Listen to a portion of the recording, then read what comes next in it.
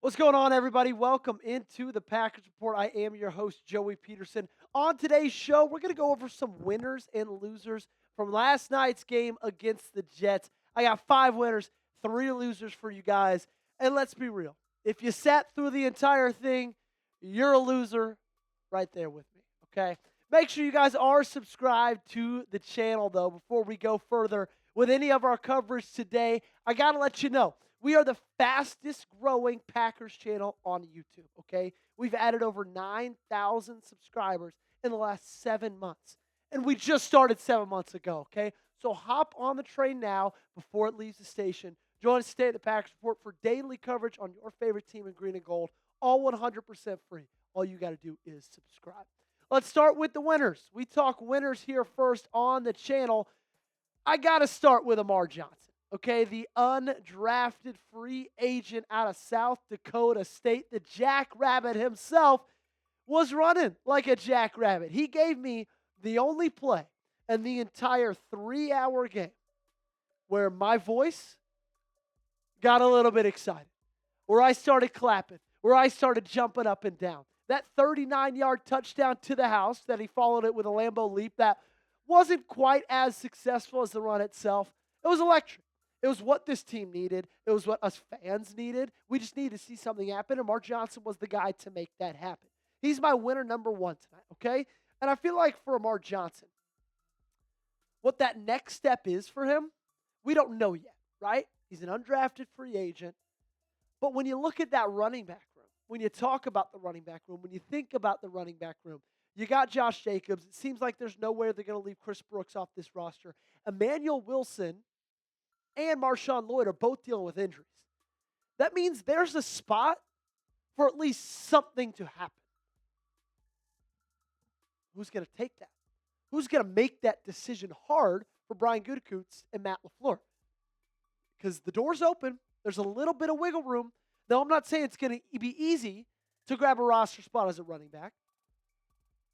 But if you keep doing plays like that, if you keep making plays like that, Amar Johnson, you just might find yourself on the 53-man roster. My preseason winner number 2, how about Colby Wooden? The defensive tackle found himself all over the field tonight, okay? I saw a lot of Colby Wooden, whether that was batting down passes, whether that was being really, really strong, really, really great in the run game. Colby Wooden had himself a really, really good day, okay? The entire defensive line, I would say, had themselves a really good day. Of all the position groups from last night's game against the New York Jets, I think the defensive line was the one that played the best. And Colby Wooden was a really big part of that, okay? And we need guys like him to step up this year. Depth pieces, rotational guys in the interior and on the exterior. We need those guys to take that next step and be those guys to make a difference on the defensive line this year, okay? And a guy who could be that as well is Kingsley Enagbare. He's my 3rd winner. I'm really, really proud of what I saw tonight from Enagbare because he's been through a lot this offseason, okay? When Preston Smith got traded away last year at the trade deadline, Kingsley Enagbare was that guy that replaced him. Well, now it seems like over the last 5 months or so, 6 months or so, he's been replaced himself by Lukas Van Ness. But Kingsley Enagbare, he doesn't feel sad for himself. He doesn't feel sorry for himself. What he does, he says, you know what, I'm going to go out there and I'm going to show them in the preseason that I deserve a starting spot on this roster. Now, I don't know if he gets it. It's probably still going to be Lukas Van Ness when the time comes. And sure, probably should be. But still, what Kingsley Enagbare did tonight was great.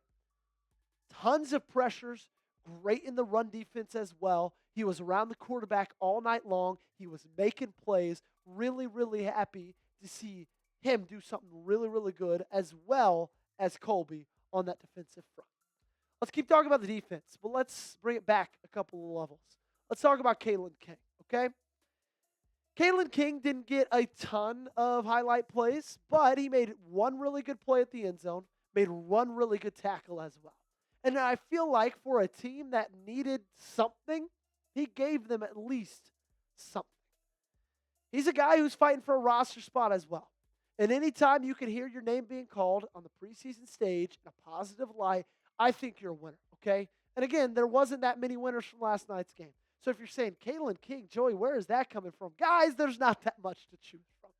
This last guy we're talking about on the winner's side is Bo Melton.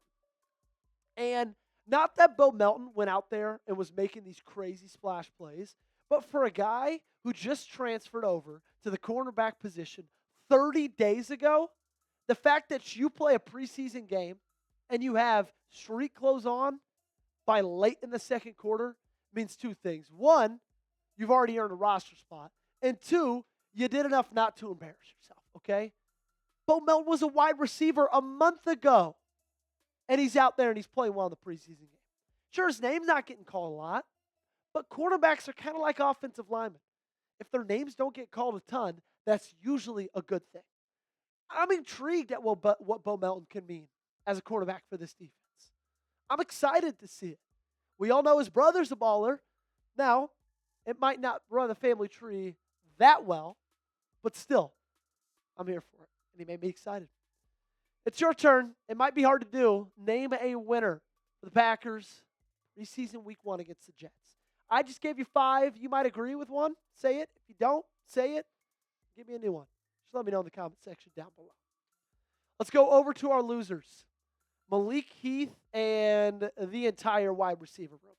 And we talked about this last night on my instant reaction video. A lot of drops, and 2 of them came from Malik Heath. And for a guy who's going to be fighting for a roster spot, who was probably on the outside looking in when it came to a roster spot in general, to have 2 pretty bad drops in your first preseason game, that's not great. But that's why it's him and the entire wide receiver room, okay? They weren't good. Romeo Doubs was dropping the football. Everybody seemed to be dropping the football, except Matthew Golden, who caught his one and only target for a first down on the first drive of the game. Malik Heath wasn't good. This wide receiver room wasn't good. Romeo Doubs, first pass of the game, dropped. Great play by the corner. Still, he didn't hold on to the football. That needs to change this season. I cannot say that enough. This can't be a problem again in 2025. It just can't. If it is, this team's not going to be able to compete for Super Bowls. I can promise you. Promise you that. Brings me to preseason loser number 2, Mecole Hardman. And it wasn't just because of what he didn't do as a wide receiver. It's because of what he did do as a punt returner. A guy who also is probably fighting for a roster spot and might, after last night, be on the outside looking in, kind of like Malik Heath. His one and only time he was out there fielding a punt, dropped in front of him. He went to field it on the bounce, off of his hands, and into the arms of the New York Jets. Just a play you can't have happen, especially for a guy who got signed to this team pretty much to play special teams. That's like what they signed him for. They never believed he was going to be a threat at the wide receiver position. I feel like that time for Mecole Hardman is long gone. It's in the past. What he does help with, though, in the return game, at least that's what it should have been. Unfortunately, it wasn't. Another loser, Jacob Monk. He was terrible on the offensive line. 3 holding penalties and a sack given up. And again, I get it. He's a depth piece. He's a guy who's not going to be a starter. But still, for a guy who, he's played a lot of football in his day. He's got to be better. He has to be better. He wasn't good. And honestly, that brings me to my loser number 4. I know we said we had 3, but I got to just fit one more in there. Guys, the offensive line as a whole was really, really bad. Tons of holding penalties. Tons. Willis got sacked 3 times. Jordan Love got sacked as well. Tons of pressures given up. These quarterbacks weren't able to do anything. And we just kept getting put behind the chains. It was awful. It was bad. So the offensive line as a whole, I don't care if you're Zach Tom, I don't care if you're Jacob Monk, I don't care if you're Sean Ryan, you are a loser. Be honest with me. I just gave you a lot of them. Name a loser for me for Jets-Packers Week 1 preseason game. Get down in the comment section. You let me know one. I gave you 4. You give me 1. Appreciate you guys for watching. Make sure that you guys hit that subscribe button. Join us today for nonstop coverage of your favorite team in green and gold.